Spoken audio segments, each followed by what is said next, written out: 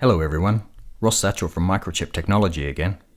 Today we're taking a look at the zero crossing detector peripheral in the AVR DA. The AVR DA family of MCUs has a new feature not previously seen in AVRs, the zero crossing detector, or ZCD.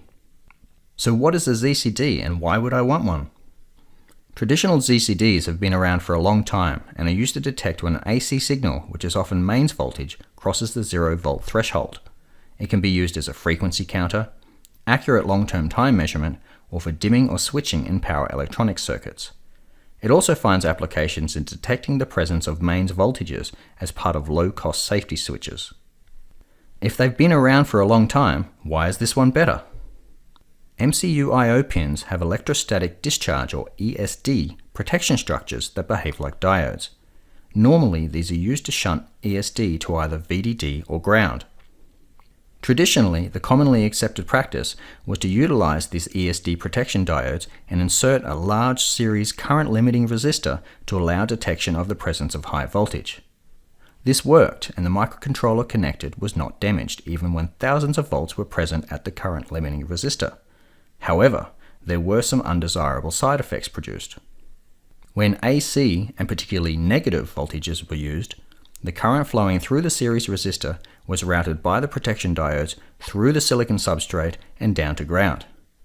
This could result in some fairly minor issues such as an offset to ADC readings or affecting the accuracy of a voltage reference due to shifting either the VDD or ground potentials. However, it could also result in the disruption of a low power oscillator or even trigger a brownout reset condition. Unfortunately, today this is no longer possible, as the resulting injected current into the substrate cannot be tolerated well by devices manufactured using more modern process technologies. In order to protect the MCUs now, requires the use of capacitors, Zener and Schottky diodes for each input, which substantially increases the bill of materials or BOM cost of the project. The ZCD and the AVR DA family of devices overcomes this problem by using the idea of keeping the input pin at precisely one specific voltage, which is the zero crossing reference voltage. More on that later. Rather than just within the normal voltage range. This is achieved by comparing the input voltage to an internal reference and then driving one of two current sources. When the external AC voltage is above the zero cross reference voltage, the low side current source is activated to draw current into the device, which produces a voltage drop across the series resistor and counteracts its effect. Then when the input voltage is below the zero cross reference voltage, the high side current source is activated, which sources current out of the device and produces an opposite voltage drop.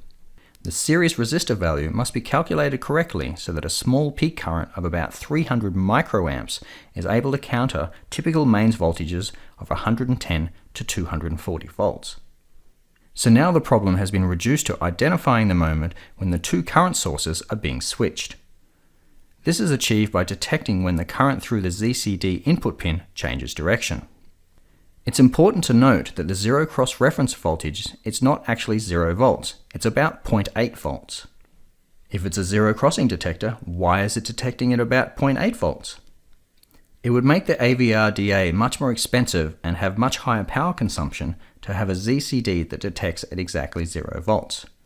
As a result, 0.8 volts is about as low as the process technology allows without introducing charge pumps, which are expensive and consume far more current.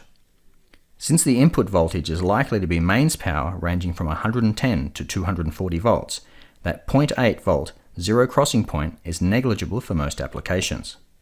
Having the zero crossing reference at about 0.8 volts introduces a small phase shift. However, since we're able to measure the input frequency and we know the voltage offset, we can use a timer to determine the moment when the true zero crossing occurs. For applications with a sinusoidal input voltage, the input can be corrected by AC coupling, using a capacitor in series with the current limiting resistor, or having a pull-up or pull-down resistor to compensate the voltage offset. The ZCD module also includes a status bit to determine when the current source or sink is active, so we can easily determine whether the input signal is currently positive or negative. As the input signal crosses the zero crossing reference, the output toggles, resulting in a square wave with a period equal to that of the input signal. The ZCD output can be used externally as a digital output or internally with other peripherals. Additionally, the ZCD peripheral can be used to trigger events or interrupts on rising edges, falling edges, or both, and the polarity of the output can even be inverted. The ZCD peripheral is a core independent peripheral, or CIP, meaning that once it is set up, it doesn't require any CPU intervention at all, meaning that the CPU can be sleeping and only waking when necessary, which makes it very valuable in low-power applications. The AVR DA, depending on the package selected, can have up to 3 zero-cross detectors. So, the ZCD peripheral on the AVR DA family of devices can help substantially reduce the BOM cost and power consumption of your next project, while eliminating the known shortcomings of the traditional method of zero-crossing detection. For more information, check out the links in the description below. Remember to smash that subscribe button and hit that notification bell to get the newest content from Microchip Technology. If you enjoyed this video, please give it a like or a comment. Thanks for watching.